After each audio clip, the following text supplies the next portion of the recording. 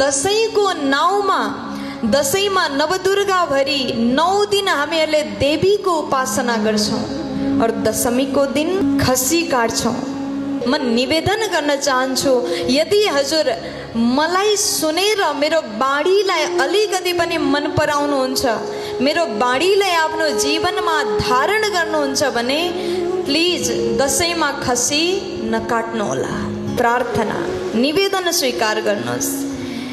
किनकि भनिन्छ जो व्यक्ति आफ्नो शरीरलाई हृष्टपुष्ट गर्नको लागि मांसाहार गर्छ त्यो व्यक्ति नरक जान्छ, अवश्य नरक जानुपर्छ। और वहाँ गएर जसलाई हजुरले हिंसा गर्नुभएको छ, जसको हत्या गर्नुभएको छ, त्यहाँ त्यसलाई न्याय अवश्य मिल्छ। यो संसारमा यदि हजुरले कुनै व्यक्तिलाई मार्नु भएको छ, कुनै व्यक्तिको हत्या गर्नुभएको छ भने हजुरले यही सजाय भोग्नुपर्छ।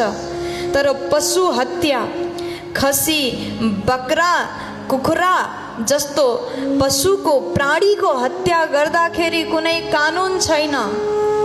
ती निर्जुबान पशुले न्याय पाउँदैनन्। तर मरेर गइसकेपछि त्यहाँ अवश्य न्याय पाउँछन्।